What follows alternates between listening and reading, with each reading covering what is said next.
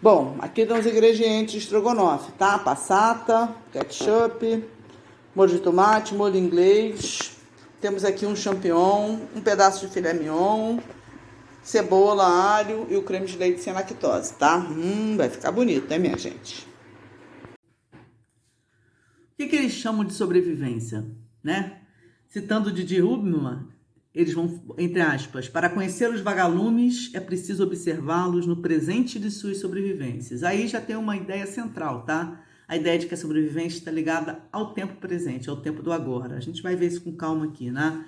Mas o principal autor que eles vão usar, isso é uma citação que abre uma parte do livro deles, mas o principal autor que eles vão usar é o Derrida, que vai dizer que a sobrevivência nunca é uma garantia, mas é uma promessa, porque ela é um sentido em aberto, não à toa, muito ligado à ideia de esperança que eu vou abordar já já aqui, que está no cerne do trabalho do Adriana Facina, tá?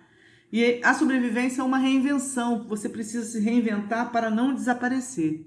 E a Adriana cita, tanto nesse texto introdutório quanto no texto que ela tem no livro, um depoimento de um jovem produtor cultural num evento Cultura e Território, que aconteceu aqui em Niterói em 2018, né?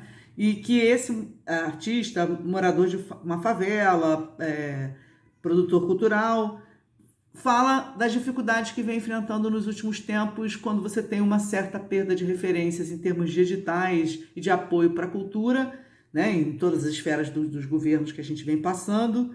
E, de certa maneira, ele vai falando como é que você vai tendo que se virar para sobreviver, mesmo num cenário muito difícil. Não é isso? Então, ela vai usar esse depoimento, além de outros, para embasar essas observações que ela faz em trastes sobre a morte do sonho de viver da arte, né? Então, ela vai nos lembrar com esses exemplos que a sobrevivência está num jogo entre a vida e a morte, não no apagamento de uma ou de outra, né?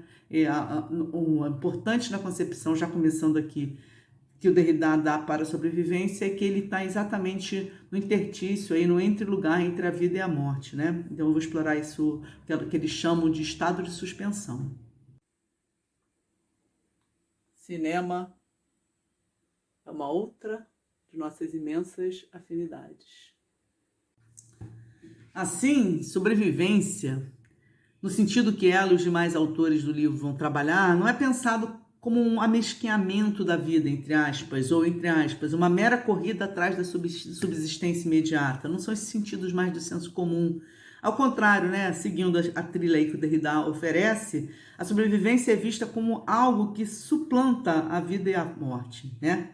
Porque aí literalmente Derrida falando, entre aspas, vai além tanto de viver quanto de morrer, suplementando ambos com um ímpeto súbito e um certo adiamento. Essa ideia do adiamento é central, né? É uma suspensão, eles vão falar, entre a vida e a morte, é um entre-lugar, uma potência que já estava lá na ideia do texto anterior da Adriana, tá certo? Essa potência se vir a ser essa suspensão, esse entre-lugar, que a gente trabalhou em vários autores aqui também, como uma categoria-chave para pensar não só o território, mas para pensar a vida mesmo, a cultura de uma forma geral, é a chave para entender a ideia de sobrevivência.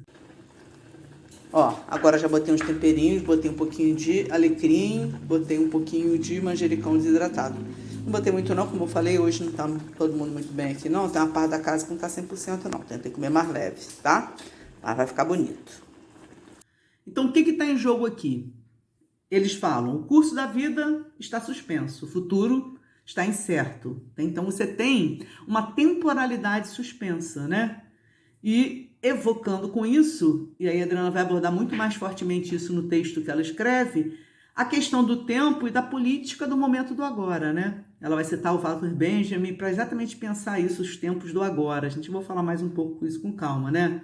Ela recorre ao Benjamin para lembrar que a história não é um progresso infinito, não é uma narrativa triunfante do progresso, não é isso? A narrativa tem que estar do lado dos oprimidos. Então, a história, diz o Benjamin, tem que ser escrita a contrapelo, que é muito do que a Adriana faz. A Adriana Facina faz muito no seu ofício de historiadora uma história a contrapelo, né? Rompendo com a ideia desse contínuo do tempo linear rumo ao futuro glorioso, não é isso? O Benjamin diz, e a Adriana recupera muito lindamente, o presente é pleno de agoras. E é isso que a cultura sobrevivência instaura, um pleno de agoras, esse presente entre a vida e a morte, esse estado de suspensão potencialmente criativo. E os exemplos que ela vai trazendo são muito nesse sentido. Corte da carne. Você corta como? Em cubinhos. Em cubinhos. Daqui a pouco eu volto com os cubinhos. Ó, já tá em cubinhos, cebolinha sendo cortada, o alhinho. Beleza. Para Adriana Facina, o que seria então esse agora, essa suspensão? Precisamente a ideia de sobrevivência. O tempo histórico do sobreviver é o momento do agora, como diz o Benjamin. E para os autores, incluindo a Adriana, né, e os demais do livro, essa temporalidade aberta, não linear e liminar é típica das manifestações culturais de sobrevivência nas periferias do Brasil. Por isso que eles vão abordar como uma cultura de sobrevivência. Não é isso? Porque a noção de sobrevivência engloba um conjunto de práticas e estratégias que correspondem apenas em parte à noção de resistência, como a gente vai ver agora, mas mais do que isso, está tratando desse intervalo agentivo em que você tem agência entre viver e morrer, essa suspensão, esse momento do agora, certo? Não é exatamente um sinônimo de resistência, porque de um modo geral, como ela vai mostrar, resistir tende a ser concebido numa oposição entre fora e dentro. E a noção de sobrevivência se opõe a esse binarismo, porque ele está no limite, ele está no liminar, ele está na fronteira, no entre-lugar entre viver e morrer.